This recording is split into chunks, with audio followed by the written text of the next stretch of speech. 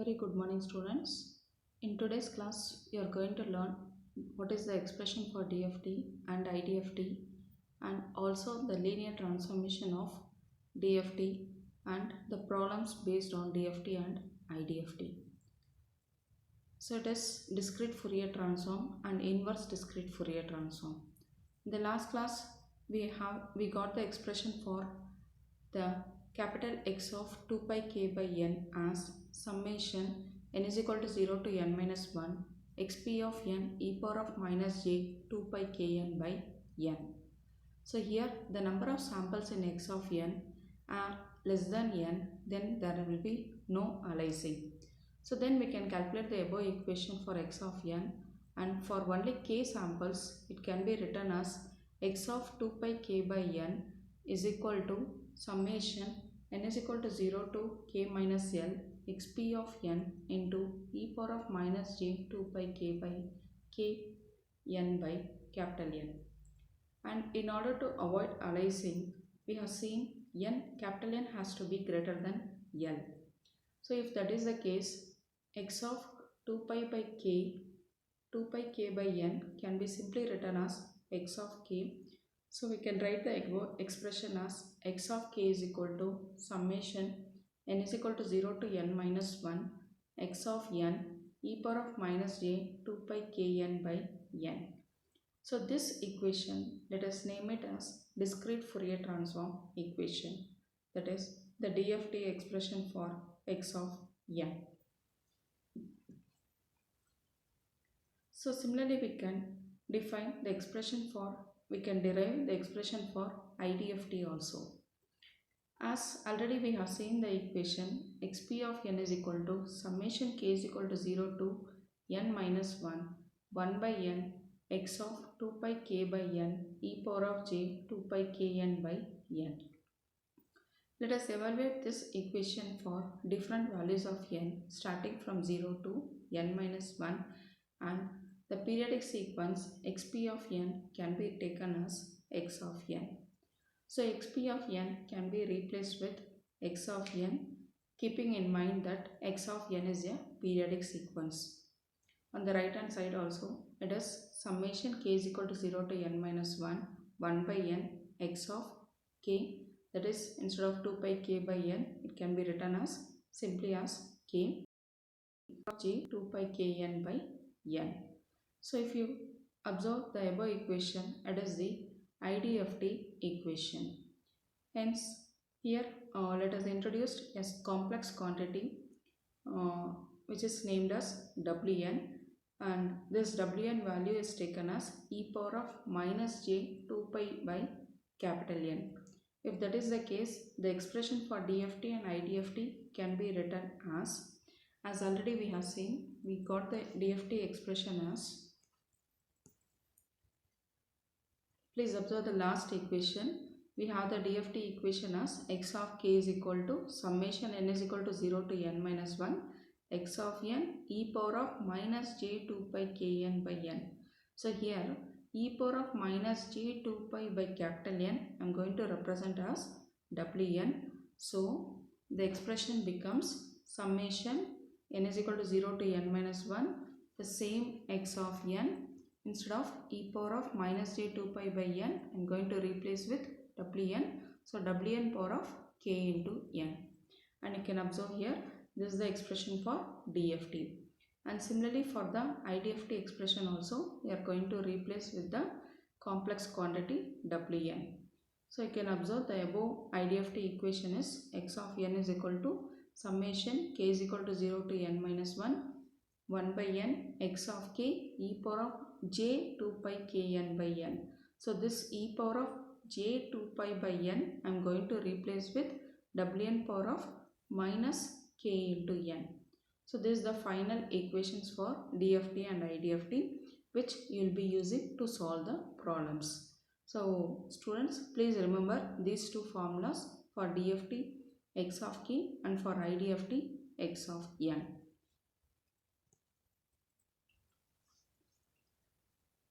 So before solving the problems, let us study what is the periodic property of the Prudel factor. So as we know, the periodic property states Wn power of a plus n is equal to Wn power of a. So how to prove this property? So let us start with the left hand side. So in the left hand side we have Wn power of a plus n. So what is Wn? Just now we have seen, we have, it is a complex quantity, right, whose value is Wn is equal to e power of minus j 2 pi by n. So this Wn I am replacing with e power of minus j 2 pi by capital N, whereas whole power of a plus n. So multiply with a plus n, then segregate it, will be getting us e power of minus j 2 pi a by n into e power of minus j 2 pi n by n it is. And n you can cancel. So the next term, the last term becomes e power of minus j 2 pi. And if you calculate the value of e power of minus j 2 pi, it is cos 2 pi minus j sin 2 pi. Cos 2 pi is 1 and sin 2 pi is 0. So the overall value of e power of minus j 2 pi is 1 here. So 1 into e power of minus j 2 pi a by n, it is e power of minus j 2 pi n whole power of a. So again this complex quantity we can introduce here. So it becomes Wn power of a. So in the left hand side already we have Wn power of a plus n, and in the right hand side we are able to write it as Wn power of a. Hence we have proved the periodic property of Twiddle factor. And most importantly, please remember this periodic property as we are using this property in solving the problems of DFT and IDFT.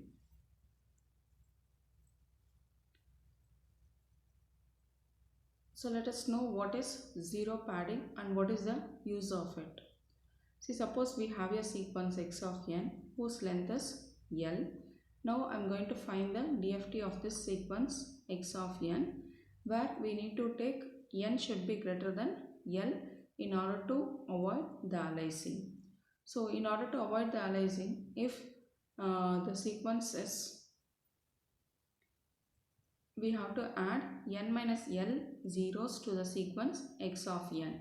So this will call it as zero padding. And what is the use of zero padding is, in order to get better display of the frequency spectrum, we'll be using this zero padding. That is, in order to have a good display of the complete spectrum, we need to add these zeros for the sequence x of n, and hence it improves the display of the frequency spectrum, and also it improves the resolution of the spectrum. And with zero padding, the DFT can be used for linear filtering also. So these are the applications of DFT. That is, in linear filtering we will be making use of this DFT with the help of the zero padding concept.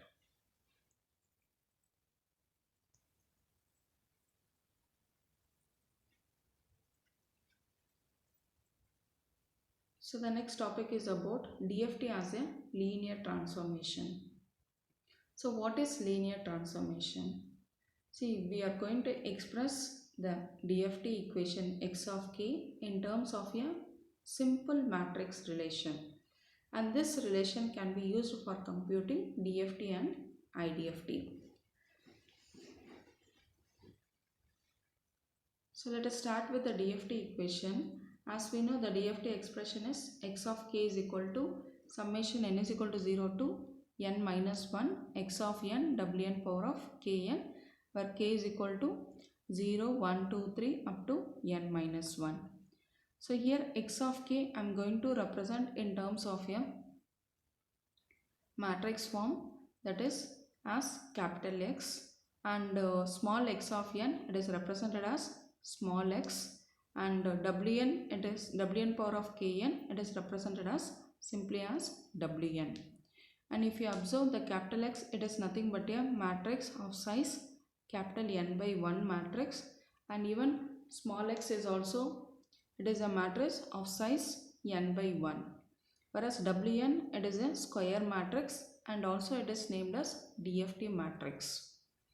And if you write the entire equation in terms of matrix, it is x can be written as starting from k is equal to 0 to n minus 1. Hence it becomes the values are x of 0, x of 1, x of 2, x of 3 up to x of n minus 1. And Wn, as I told, it is a square matrix. It will start with Wn power of 0. The first row it will be completely Wn power of 0, 0, 0, and even the first column also it is Wn power of 0. Whereas the second row it starts with Wn power of 1, 2, 3 up to n minus 1. Third row it starts with Wn power of 0, 2, 4, 6, 8 like that, and it will go up to Wn power of n minus 1 into n minus 1. And similarly the x of n matrix, that is n ranges from 0 to n minus 1.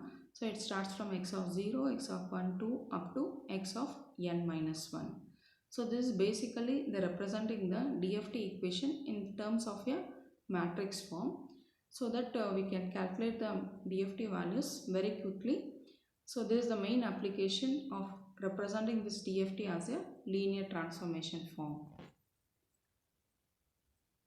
And we have another equation for finding the IDFT in matrix form as x of n is equal to 1 by n summation k is equal to 0 to n minus 1 x of k Wn power of minus kn.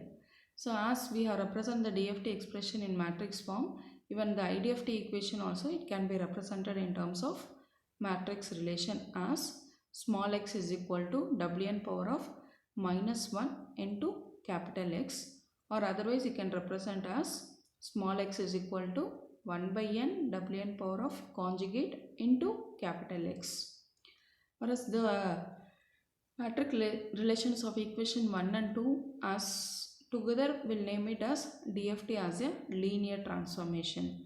That is, if we are able to express the DFT and the IDFT equation in terms of matrix relation, will name it as DFT as a linear transformation. And additionally we have another formula to find the x of n sequence, which is given here.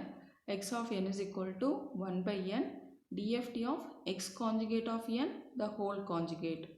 So students, please remember this formula. We'll be using this formula while solving the problems where x of k will be given. You will be asked to find x of n.